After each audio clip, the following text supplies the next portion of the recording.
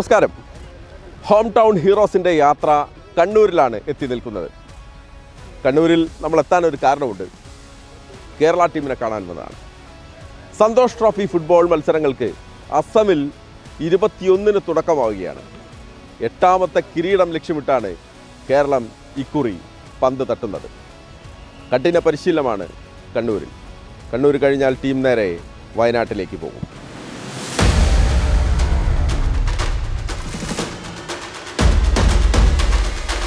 Santhosh trophy ഫുട്ബോളിൽ 8ാമത്തെ കിരീടം ലക്ഷ്യമിട്ട് കേരളം ഇറങ്ങുമ്പോൾ വലിയ പ്രതീക്ഷയോടെ, വലിയ ആത്മവിശ്വാസത്തോടെ ടീമിൻ്റെ പരിശീലനം തുടരുകയാണ്. നിലവിൽ കണ്ണൂരാണ്, പക്ഷേ വയനാട്ടിലേക്ക് നമ്മളൊന്ന് ഷിഫ്റ്റ് ചെയ്യുകയാണ്. അവിടുത്തെ കാലാവസ്ഥ അസമിലെ കാലാവസ്ഥയുമായി ചേർന്ന് നിൽക്കുന്നതാണ്. അതുകൊണ്ടാണ് നമ്മൾ അങ്ങോട്ട് പോകുന്നത്. എനിക്കൊപ്പം ഷഫീഖ് ഹസൻ സാർ ചേരുകയാണ്, കേരളത്തിൻ്റെ പരിശീലകൻ. ഇപ്പോൾ ടീമിൻ്റെ ഇത്തവണത്തെ ഒരു സ്ട്രെങ്ത്ത് ഞങ്ങൾ ഇവിടെ വന്നപ്പോഴും കാണുക. ഇപ്പോൾ സൂപ്പർ ലീഗ് കേരളയിൽ വലിയ പോരാട്ട വീര്യം കാണിച്ച താരങ്ങൾ, വലിയ പേരുകളെടുത്ത താരങ്ങളുണ്ട്. അപ്പോൾ ഇത്തവണത്തെ ടീമിനെ ഒത്തിണക്കാൻ വലിയൊരു പ്രയാസം വേണ്ടി വന്നിട്ടുണ്ടാകില്ല. തീർച്ചയായിട്ടും അത് സൂപ്പർ ലീഗ് കേരള നമ്മുടെ കളിക്കാരുടെ പ്രിപ്പറേഷനെ ഹെൽപ്പ് ചെയ്തിട്ടുണ്ട്. കാരണം കുറച്ചുകൂടെ കോമ്പറ്റീറ്റീവായ ഒരു കോമ്പറ്റീഷനിൽ നിന്നാണ് അവർ വരുന്നത്. നമ്മളൊരു കോമ്പറ്റീഷനിലേക്ക് പോകുമ്പോൾ അവരുടെ കോമ്പറ്റീഷൻ എക്സ്പീരിയൻസ് എന്ന് പറയുന്നത് വളരെ ഇമ്പോർട്ടൻ്റ് ആയിട്ടുള്ളൊരു കാര്യമാണ്.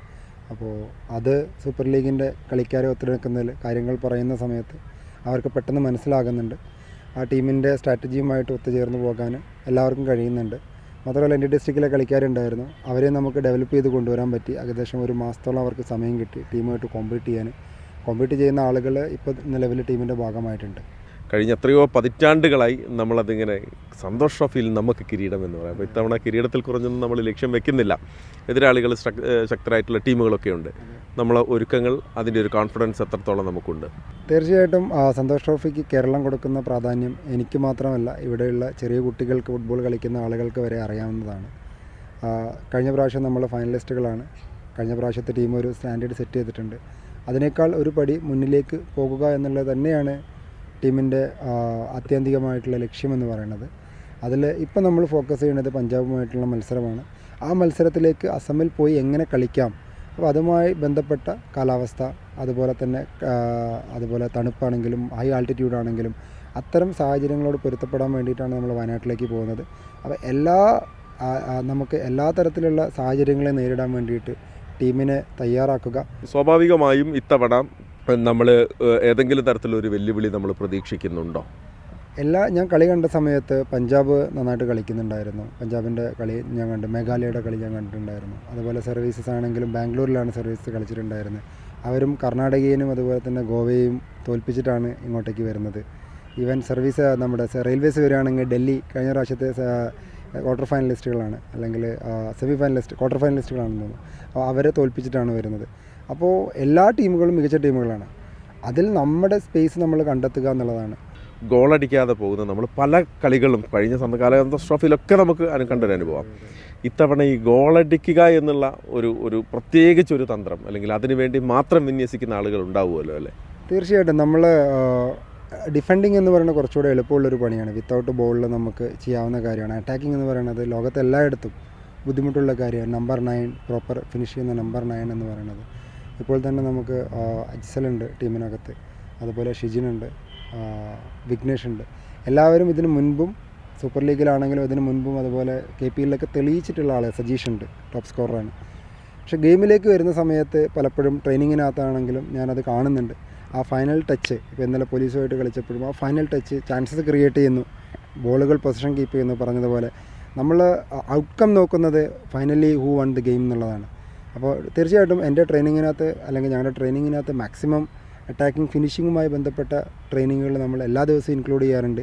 ഈവൻ ഇന്നും ഇൻക്ലൂഡ് ചെയ്തിട്ടുണ്ടായിരുന്നു. വ്യക്തിപരമായി സന്തോഷ് ട്രോഫിയുടെ കോച്ചാവുക എന്നുള്ളത് ഒരു പരിശീലകനെ സംബന്ധിച്ചിടത്തോളം ഒരു അഭിമാന നിമിഷം കൂടിയാണ്. ഞങ്ങൾക്ക് എല്ലാവർക്കും അറിയാം. അപ്പം ദേശീയ ഗെയിംസിൽ താങ്കൾ കൊണ്ടുവന്നിരിക്കുന്ന വിജയം, അതിൻ്റെ മധുരം ഇതുവരെ വിട്ടു നിൽക്കാത്തൊരു സമയമാണ്. അപ്പോൾ വ്യക്തിപരമായിട്ട് എങ്ങനെയാണ് ഈ ഒരു ദൗത്യത്തെ ഏറ്റെടുക്കുന്നത്?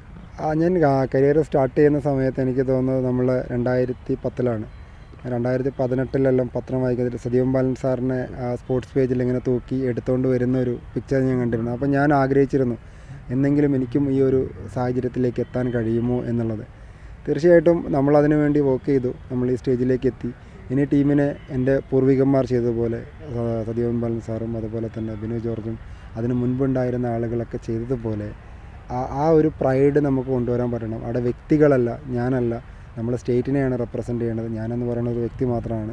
പക്ഷെ അവരൊക്കെ ഉണ്ടാക്കിയിട്ടുള്ളൊരു ലെഗസി അത് കീപ്പ് ചെയ്യുക. അപ്പോൾ നമ്മൾ 8ാമത് ചാമ്പ്യൻഷിപ്പ് അടിച്ച് എനിക്ക് തോന്നുന്നത് ബംഗാളിന് ശേഷം നമ്മൾ 2ാമതാകാനുള്ളൊരു പോസിബിലിറ്റി ഉണ്ട് ചാമ്പ്യൻഷിപ്പ് കൂടുതൽ അടിച്ചാൽ. ആ ഒരു പ്രൈഡിലേക്ക് നമ്മൾ പതുക്കെ സ്റ്റെപ്പ് വെച്ച് പോകുക എന്നുള്ളതാണ് ഞാനും ഒരു പരിശീലകൻ എന്നുള്ള നിലയിൽ കാണുന്നത്.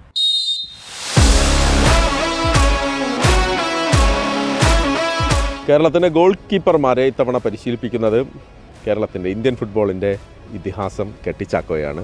ചക്കോ സാറ് 4 പേരാണ് ഇപ്പോൾ ഉള്ളത്. അപ്പോൾ ഫൈനൽ റൗണ്ടിലേക്ക് എത്തുമ്പോൾ സ്വാഭാവികമായിട്ടും എല്ലാവരും മികച്ച താരങ്ങളാണ്. അപ്പോൾ അതിലൊരു ആരെ എടുക്കണം എന്നുള്ളൊരു കൺഫ്യൂഷൻ മാത്രമേ ഉണ്ടാവുള്ളൂ. തീർച്ചയായിട്ടും ഞാനിവിടെ ഒരു 10 ഗോൾ കീപ്പർ ഉണ്ടായിരുന്നു. ജില്ലാ ലെവലിൽ നിന്ന് ഞങ്ങളൊരു 5 പേർ ഗോൾ കീപ്പറും അതുപോലെ SLK നിന്നും ഉള്ള ഒരു 5 ഗോൾ കീപ്പറും ഉണ്ടായിരുന്നു. അങ്ങനെ അതിൽ ഇപ്പം 4 എത്തിയിരിക്കുകയാണ്. ഇനി ഒരാളെ കൂടെ നമ്മൾ എല്ലാ ഗോൾ കീപ്പേഴ്സും നല്ല ഗോൾ കീപ്പേഴ്സാണ്. പിന്നെ എക്സ്പീരിയൻസ് നമുക്കറിയാം, ഒരു ടീമായിട്ട് കളിച്ചുകൊണ്ടിരിക്കുമ്പോൾ അതിൻ്റെ ഒരു എക്സ്പീരിയൻസ് വേണം. ടീമുകൾക്ക് കളിയുണ്ടെങ്കിൽ പ്ലെയേഴ്സിന് എക്സ്പീരിയൻസ് ഉണ്ട്. അപ്പം KSL കഴിച്ച പ്ലെയേഴ്സിനെല്ലാം നല്ല എക്സ്പീരിയൻസ് ഉണ്ട്. അത് 4 പ്ലെയേഴ്സിനെ ഇപ്പോൾ കിട്ടിയിട്ടുണ്ട്. നമ്മളൊക്കെ കളിക്കുന്ന കാലത്ത് ഉണ്ടായിരുന്നതിൽ നിന്ന് കുറേ കൂടി അഗ്രസീവാണ് ഇപ്പോഴത്തെ ഫോർവേഡുകൾ, ഗോൾ സ്ട്രൈക്കർമാരായിട്ട് വരുന്ന ആളുകൾ. അന്നും കളിയുണ്ട്, പക്ഷേ നമ്മൾ ഗോൾ അടിക്കുക എന്നുള്ള ഒരൊറ്റ ചിന്തയിലേക്ക് എത്തുമ്പോൾ ഗോൾ കീപ്പർമാർക്ക് പൊതുവെ കുറച്ച് പണി കൂടും.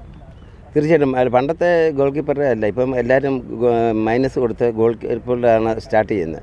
അപ്പോൾ അങ്ങനെ വരുമ്പോൾ ഗോൾ കീപ്പർക്ക് കൂടുതൽ എഫേർട്ട് ഇടേണ്ടി വരും. അതുപോലെ തന്നെ ബോളിന് പണ്ട് കത്തേക്കാൾ കൂടുതൽ സ്പീഡായി തുടങ്ങി ഇപ്പം എല്ലാ ബോളുകൾക്കും. അപ്പോൾ പെട്ടെന്ന് പടപടാന്ന് പറഞ്ഞ് അടി വരും. ഇപ്പോൾ ഗോൾ കീപ്പേഴ്സിന് പണ്ട് നമ്മളെല്ലാം കൈ കൊണ്ടാണ് സേവ് ചെയ്തുകൊണ്ടിരുന്നത്. ഇപ്പം കൈ കൊണ്ടോ കാലും കൊണ്ടോ ഏത് രീതിയിൽ ബോൾ സേവ് ചെയ്യുക എന്നുള്ളതാണ് നമ്മുടെ മെയിൻ ലക്ഷ്യം. അപ്പോൾ അതിനുള്ള പരിശീലനം എല്ലാം കൂടാണ് ഇപ്പോൾ കൊടുക്കുന്നത്. വീണ്ടും ഒരു സന്തോഷ് ട്രോഫി കാലം എത്തുമ്പോൾ പഴയ ഓർമ്മകളിലേക്ക് സ്വാഭാവികമായിട്ട് പോകുന്നുണ്ടാവുമല്ലോ.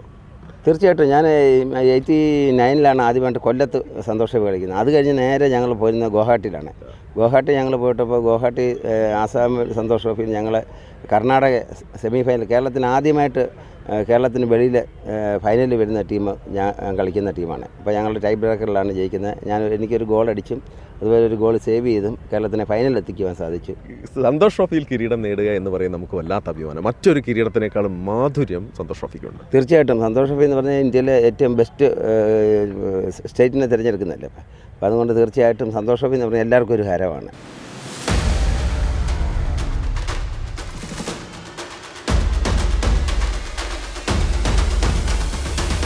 ഇത്തവണ സന്തോഷ് ട്രോഫിയുടെ പരിശീലക കുപ്പായത്തിലേക്ക് ശ്രീ ഷഫീഖ് ഹസൻ എത്തുമ്പോൾ അദ്ദേഹത്തോടൊപ്പം തന്നെ ശ്രീ എബിൻ റോസിനെയും നമ്മൾ കാണുകയാണ്. ഒരു വലിയ ദൗത്യമാണ് ഇത്തവണ. അപ്പം അസാമിലേക്ക് പോകാനുള്ള തയ്യാറെടുപ്പ് അത് എത്രത്തോളമായി, എങ്ങനെയുണ്ടായിരുന്ന മുന്നൊരുക്കങ്ങൾ?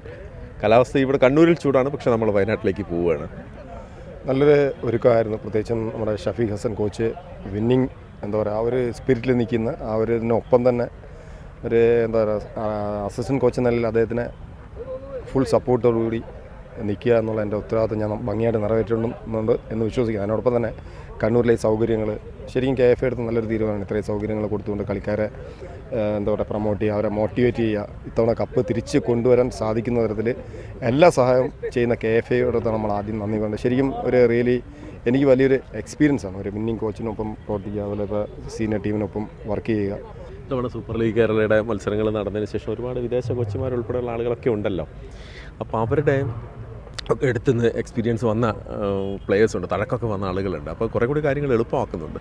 ശരിക്കും സൂപ്പർ ലീഗ് കേരള ഭയങ്കര കേരളത്തിലെ കളിക്കാർക്ക് കിട്ടിയ ഒരു ഓപ്പർച്യൂണിറ്റി അല്ലെങ്കിൽ ഒരു അവസരം ശരിക്കും പറയാൻ ഒരു ത്രില്ലിംഗ് ആണ്. SLKയുടെ ഇത് നമ്മൾ ഇനി കാണാൻ കിടക്കുന്നതല്ലോ. അത് കേരളത്തിലെ താരങ്ങൾ മാത്രമല്ല, അവർ ഇന്ത്യൻ താരങ്ങളോട്ട് ഉയരുവാനും ഇൻ്റർനാഷണൽ താരങ്ങൾ ഡെവലപ്പ് ചെയ്യാനുള്ള ചാൻസാണ് ശരിക്കും SLK പ്രൊവൈഡ് ചെയ്യുന്നത്. ശരിക്കും SLKയോട് നമ്മൾ ഒരുപാട് കടപ്പെട്ടിരിക്കുന്നു. അവരുടെ ആ ഒരു പെർഫോമൻസ് കാണുമ്പോൾ, അവരുടെ കോൺഫിഡൻസ് കാണുമ്പോൾ ശരിക്കും നമ്മൾ റിയൽ പ്രൊഫഷണൽ തലത്തിലോട്ട് വരുന്നു. അതാണ് SLK.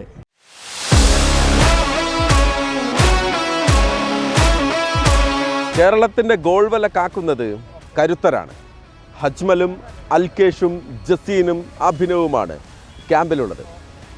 ഇന്ത്യൻ ഫുട്ബോളിലെ ഗോൾ കീപ്പിംഗ് ഇതിഹാസം KT ചാക്കോയാണ് ഇക്കുറി കേരളത്തിൻ്റെ ഗോൾ കീപ്പർമാരുടെ കൈക്കരുത്തിന് കരുത്തുകൂട്ടുന്നത്.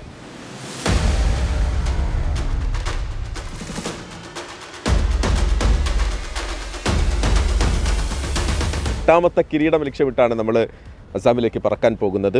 19-ാം തീയതി കൊച്ചിയിൽ നിന്ന് പോകും. മനോജ്, ഷിജിൻ, അജയ് എല്ലാവരും നമുക്ക് പരിചിതമായ മുഖങ്ങളാണ്. സൂപ്പർ ലീഗിലേക്ക് സാന്നിധ്യമായ താരങ്ങളാണ്. ഞാൻ ഈ ഏറ്റവും വളരെ പെട്ടെന്ന് പറഞ്ഞു. അജയ്, എങ്ങനെയുണ്ട് ഇത്തവണത്തെ ഒരു എക്സ്പീരിയൻസ്? ട്രെയിനിങ് ഒക്കെ നല്ല രീതിയിൽ പോകുന്നുണ്ട്. നമുക്ക് നല്ല പ്രതീക്ഷയുണ്ട്. ഇപ്പോൾ SLK കഴിഞ്ഞ പ്ലെയേഴ്സ് എല്ലാം നല്ല ഫിറ്റായിട്ടൊക്കെ നിൽക്കുവാണ്. തീർച്ചയായിട്ടും ഒരു യങ് സ്ക്വാഡ് എന്ന് പറയാൻ പറ്റില്ല, ഒരു മിക്സറായിട്ടുള്ള എക്സ്പീരിയൻസ്ഡ് പ്ലെയേഴ്സും യങ്സ്റ്റേഴ്സും എല്ലാം കൂടെ ആയിട്ടുള്ളൊരു മിക്സ്ഡ് സ്ക്വാഡാണ്. യങ്സ്റ്റേഴ്സ് എന്ന് പറഞ്ഞാൽ അവർ കളിച്ച് നല്ല എക്സ്പീരിയൻസ്ഡ് ആയിട്ടുള്ള പ്ലെയേഴ്സാണ്. അപ്പോൾ തീർച്ചയായിട്ടും നമുക്ക് ടീമിൽ നല്ല പ്രതീക്ഷയുണ്ട്. നമ്മൾ ജയിച്ച് തന്നെ വരാനായിട്ട് മാക്സിമം ശ്രമിക്കും. മനോജ്, എങ്ങനെയുണ്ടായിരുന്നു ഇത്തവണ? ഒരുപാട് പുതിയ പ്ലെയേഴ്സ് ഉണ്ട്, ഒപ്പം തന്നെ സൂപ്പർ ലീഗിൽ വലിയ താരങ്ങളും ഉണ്ട്.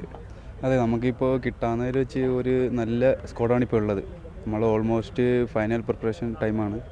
ഇതങ്ങോട്ട് വയനാട്ടിലോട്ട് പോവുകയാണ്. അപ്പോൾ ഏകദേശം നമ്മുടെ പ്രിപ്പറേഷൻ ഓൾമോസ്റ്റ് ഫിനിഷിംഗ് സ്റ്റേജിലാണ്. നമ്മൾ 1-2 പ്രാക്ടീസ് മാച്ച് കളിച്ച് അതിൻ്റെ ചെറിയ മിസ്റ്റേക്കുകൾ കോച്ച് പറഞ്ഞിട്ടുണ്ട്. അത് വരും ദിവസങ്ങളിൽ വയനാട് വെച്ച് അത് നമ്മൾ റെക്ടിഫൈ ചെയ്യും. ഇപ്പോൾ നല്ലൊരു സ്ക്വാഡുള്ളതുകൊണ്ട് നമുക്ക് അതിൻ്റേതായ പ്രതീക്ഷകളുണ്ട്. ലാസ്റ്റ് ഇയർ നമ്മൾ ഫൈനലി മിസ് ചെയ്തതാണ്. ഇപ്രാവശ്യം ഷുവറായിട്ടും നമ്മൾ അവസാന നിമിഷമാണ് കഴിഞ്ഞ തവണ നമ്മൾ കാലിടറിപ്പോയത്. ഇത്തവണ നമ്മൾ തിരിച്ചടിക്കും. അതിൻ്റെ ഇത് ഉറപ്പായിട്ട് നമ്മൾ ഇപ്രാവശ്യം തിരിച്ച് പിടിക്കും. അജ്മൽ, എങ്ങനെയുണ്ട് ഇത്തവണത്തെ പരിശീലനം? നല്ല രീതിക്കാണ് പോകുന്നത്. ടീമെല്ലാം സെറ്റാണ്. നല്ല യങ്സ്റ്റേഴ്സോട് കൂടിയിട്ടുള്ള ഒരു ടീമാണ് ഈ വർഷം. നല്ല പ്രതീക്ഷയിലാണ് ടീം. നല്ല സ്ട്രോങ് ആണ് ഈ വർഷം. സാധാരണ ടീമിനെ അപേക്ഷിച്ചിട്ട് ഈ വർഷം SLK എന്നൊക്കെ നല്ലൊരു സ്ട്രോങ് ആയിട്ടുള്ള പ്ലെയേഴ്സാണ് കൊണ്ടുവന്നിരിക്കുന്നത്. അപ്പോൾ ഒരു യൂത്ത് അടങ്ങിയ ഒരു ടീമായതുകൊണ്ട് തന്നെ നല്ല റിസൾട്ട് എന്തായാലും പ്രതീക്ഷിക്കുന്നുണ്ട്. മിക്സഡ് ആണ്, അതായത് എക്സ്പീരിയൻസ് ആയിട്ടുള്ള താരങ്ങൾ, എക്സ്പീരിയൻസ് ആയിട്ടുള്ള താരങ്ങളും ഉണ്ട്. അതിൻ്റെ ഇടയിൽ നമുക്ക് യങ്സ്റ്റേഴ്സും കൂടെ വരുമ്പോൾ ഗ്രൗണ്ടിൽ അത് നല്ലൊരു പെർഫോമൻസ് എന്തായാലും ഞങ്ങൾക്ക് കാഴ്ചവെക്കാൻ പറ്റും തീർച്ചയായും.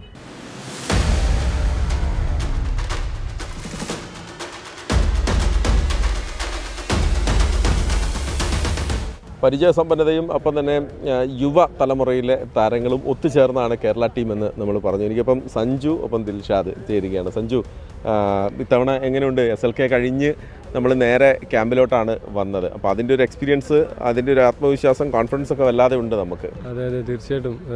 എന്ന് വെച്ചാൽ കേരളത്തിലെ തന്നെ ബെസ്റ്റ് ഒരു ലീഗ് കളിച്ചിട്ട് വന്ന പ്ലേയേഴ്സാണ് എല്ലാവരും. അപ്പോൾ അതിൻ്റേതായിട്ടുള്ള എക്സ്പീരിയൻസും കാര്യങ്ങളും ഉണ്ട്. അത് നമ്മളെ കേരള ടീമിനെ നല്ല രീതിയിൽ നമുക്ക് നല്ല രീതിയിൽ പെർഫോം ചെയ്യാൻ പറ്റുമെന്ന് വിചാരിക്കുന്നു. നമ്മളൊക്കെ ജീവിതത്തിൽ ഇപ്പോൾ ഫുട്ബോൾ താരങ്ങളുടെ ഒക്കെ ജീവിതത്തിൽ വലിയ സ്വപ്നമായിരിക്കും കേരളത്തിൻ്റെ ജേഴ്സി അണിയുക എന്നുള്ളത്. ദിൽഷാദിനെ പോലുള്ള താരങ്ങൾ അങ്ങനെ തന്നെ സ്വപ്നം കണ്ട് വന്ന ആളുകളാണ്. ഞാൻ ഏറ്റവും കൂടുതൽ ആഗ്രഹിച്ച ഒരു കാര്യമാണ് സന്തോഷ് ട്രോഫി കളിക്കുക, കിരീടം ചൂടുക എന്നുള്ള സാധനം. അപ്പോൾ ഇതിന് മുമ്പൊരിക്കൽ ഞാൻ ക്യാമ്പിൽ വന്നിട്ട് അത് നഷ്ടപ്പെട്ടു പോയി. അപ്പോൾ എനിക്ക് തിരിച്ചു വരാൻ പറ്റി എന്നുള്ളൊരു ആത്മവിശ്വാസം എനിക്കുണ്ട്. ഇപ്രാവശ്യം ടീമിൽ കയറും, കപ്പടിക്കും എന്നുള്ള കോൺഫിഡൻസ് തന്നെയാണ്.